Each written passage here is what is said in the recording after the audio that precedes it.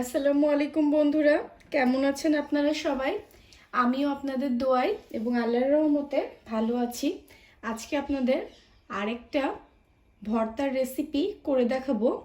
আজকে করব চাল কুমড়ার বড়ি ভর্তা। আমাদের কুষ্টিয়ার মানুষদের খুব প্রিয় খাবার চাল কুমড়ার বড়ি। এটা আমরা সবজি, মাছ সব কিছুর সাথে খেতেই খুব পছন্দ করি। আবার এই চাল কুমড়ার বড়িটা ভর্তা করে খেতেও কিন্তু খুব ভালো লাগে। আর আজকে আমি আপনাদের এই ভর্তাটাই করে দেখাবো। তো আসুন রান্নাটা শুরু করি। প্রথমেই আমি এক কড়াইতে 2 টেবিল চামচ পরিমাণ সরিষার তেল দিয়ে দিব।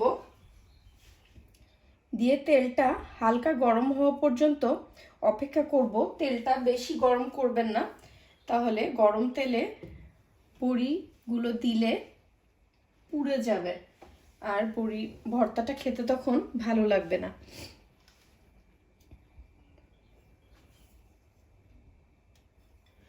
আমি বলতে তো ভুলে গেছি, আমি প্রথমেই বড়িগুলো হালকা এরকম ছোট ছোট টুকরা করে ভেঙে নিয়েছি। আপনারা আস্ত বড়িও ভেজে তারপরে ভেঙে নিতে পারেন। আমি প্রথমেই ভেঙে তারপরে ভাজবো।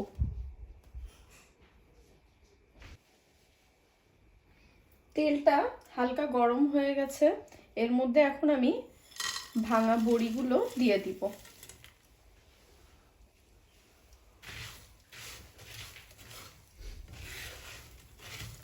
দিয়ে অনবরত নাড়তে থাকবেন, নাহলে বড়ির নিচে পুড়ে যাবে। তখন কিন্তু এই বড়ি ভর্তাটা খেতে তিতা লাগবে, একটুও ভালো লাগবে না।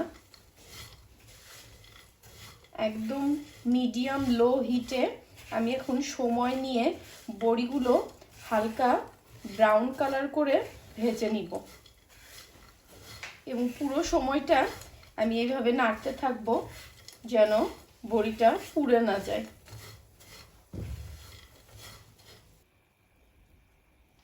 বড়িটা আমি লাল লাল করে ভেজে নিয়েছি।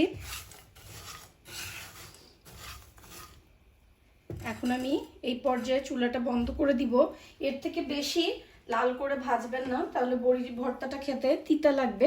এবার আমি একটা এরকম হামানদিস্তার নিয়ে, যেগুলো একটু আস্তে আস্তে আছে, পুরো বড়িটা এরকম ভেঙে দিব। আপনাদের কাছে পাটা পুতা থাকলে আপনারা পাটা পুতায় বেটে নেবেন। আমার কাছে পাটা পুতা নাই, তাই আমি এইভাবে গুঁড়া করে দিব। বড়িটা আমি খুব সুন্দর করে গুঁড়া করে নিয়েছি। সাথে আমি পেঁয়াজ কুচি, কাঁচামরিচ কুচি আর ধনেপাতা কুচি নিয়ে নিয়েছি। বড়ি যতটুকু নেবেন তার অর্ধেক পরিমাণ পেঁয়াজ কুচি দিবেন। এবার আমি স্বাদ মতো লবণ দিয়ে দিব আর দিব আচারের তেল। আচারের যে একটু মশলা থাকে সেই মশলাটা সহ তেলটা দিবেন। আর যদি আচারের মধ্যে কোনো মরিচ থাকে তাহলে ওই মরিচটাও দিবেন। ভর্তায় আচারের এই মরিচটা খেতে খুব ভালো লাগে।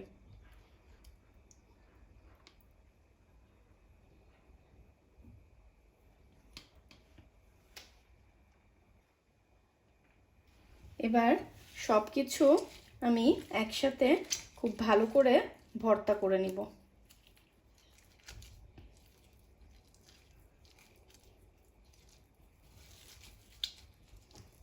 আগে পেঁয়াজ আর মরিচটা ভালো করে মাখাই নেবেন।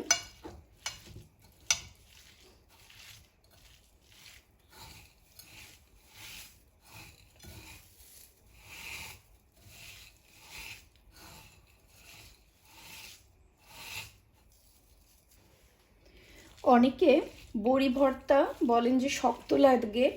আপনাদেরকে একটা টিপস শিখাই দিই। যখন ভর্তাটা করবেন তখন পেঁয়াজের সাথে বড়িগুলো খুব ভালো করে চাপ দিয়ে দিয়ে চেপে চেপে ভর্তা করবেন, তাহলে পেঁয়াজের যে একটা রস থাকে সেই রসে আপনার বড়িটা নরম হয়ে যাবে। তাহলে কিন্তু এই ভর্তাটা খেতে আর খারাপ লাগে না। যখন আপনারা খাবেন তখন বড়িগুলো নরম লাগবে আর শক্ত লাগবে না।